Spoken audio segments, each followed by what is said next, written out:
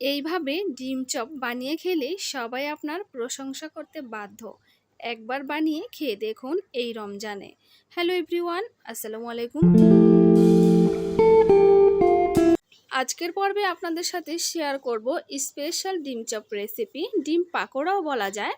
তো আশা করি আপনাদের অনেক ভালো লাগবে। একটা লাইক দিয়ে দেখতে থাকুন। আমি প্রথমেই নিয়ে নিয়েছি কয়েকটা ডিম। আপনারা আপনাদের প্রয়োজন অনুযায়ী ডিম নিয়ে নেবেন। তো আমি আজ একটা ডিম থেকে দুটো পাকোড়া বানাবো বা ডিম চপ বানাবো। আপনারা চাইলে আর বেশি করে নিতে পারেন। ডিমগুলো কেটে নিয়েছি। এখন নিয়ে নিয়েছি পেঁয়াজ কুচি, ধনিয়া পাতা কুচি, কাঁচামরিচ কুচি। এগুলো সব আমি একসাথে মিশিয়ে নিব। সামান্য পরিমাণ লবণ দিয়ে তারপর খুব ভালোভাবে আমি কিন্তু মিশিয়ে নিব। যেহেতু এটা ডিম চপের সাথে বেসনের সাথে মিশাতে হবে, তাই যেন খুব ভালোভাবে বেসনের সাথে খুব সুন্দর করে মিক্স হয়ে যায়। তো খুব ভালোভাবে কিন্তু আমি হাতের সাহায্যে ডলে নিয়েছি। এখন আমি দিয়ে দিব বেসন। তো বেসন আমি দিয়ে দিলাম উঁচু করে 1 কাপ।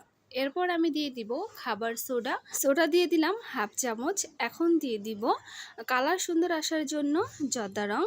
এরপরে দিয়ে দিব মরিচের গুঁড়া। আমি ঝাল খেতে ভীষণ ভালোবাসি, তাই মরিচের গুঁড়া দিয়ে দিব 1 চামচ। এর আগে দিয়ে দিয়েছি জিরার গুঁড়া। এরপর আমি দিয়ে দিব সামান্য পরিমাণ আদা রসুন বাটা। আপনারা চাইলে হাফ চামচ 1 চামচ যার যা ইচ্ছে দিতে পারেন, তবে এর বেশি দেওয়া যাবে না 1 কাপ বেসনে। তো এখন পানির সাহায্যে কিন্তু আমি খুব ভালোভাবে হাতের সাহায্যে কিন্তু মিশিয়ে নিচ্ছি। এই বেসনটা কিন্তু পাতলা করা যাবে না, এই কারণে কিন্তু অল্প অল্প করে পানি দিয়ে খুব ভালোভাবে এই গোলাটা তৈরি করে নিতে হবে।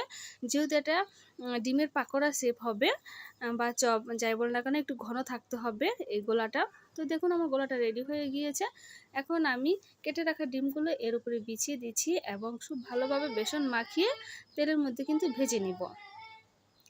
এইভাবে যদি আপনারা এই ডিম চপ বানিয়ে খান, খেতে কিন্তু ভীষণ ভালো লাগে। এটা বলে বোঝাতে পারবো না। আমি কিন্তু অনেক ধরনের নানা মশলা ব্যবহার করিনি, খুব সাধারণ মশলা দিয়ে কিন্তু এই ডিম চপটা আমি রেডি করে নিয়েছি। আপনারা চাইলে কিন্তু খুব সহজে এটা বানাতে পারেন। তো আমি ভেজে নিয়েছি, এখন তুলে নিচ্ছি। এটা ঠান্ডা হওয়ার পরে কিন্তু কালারটা আর ভীষণ সুন্দর চলে আসবে। তো সেম প্রসেসে কিন্তু আমি সবগুলো পাকোড়া ভেজে নিব। তো এই দেখুন কতটা সুন্দর হয়েছে ডিম চপ, ডিম পাকোড়া কিন্তু একই। যে এটাকে আমরা পাকোড়াই বলতে পারি, যেহেতু আমরা পেঁয়াজের পরিমাণটা বেশি দিয়েছি, কাঁচামরিচ কুচি বেশি দিয়েছি, ধনিয়া পাতা কুচি দিয়েছি। খুব ভালো লাগে খেতে। তো আশা করি আপনাদের অনেক ভালো লেগেছে। একবার হলো ট্রাই করবেন আর আমাকে কমেন্ট করে জানাবেন যে এটা খেতে কেমন হয়েছিল এই অসাধারণ এই ডিমের চপ রেসিপি। আজকের মতো এখানে বিদায়। আসসালামু আলাইকুম।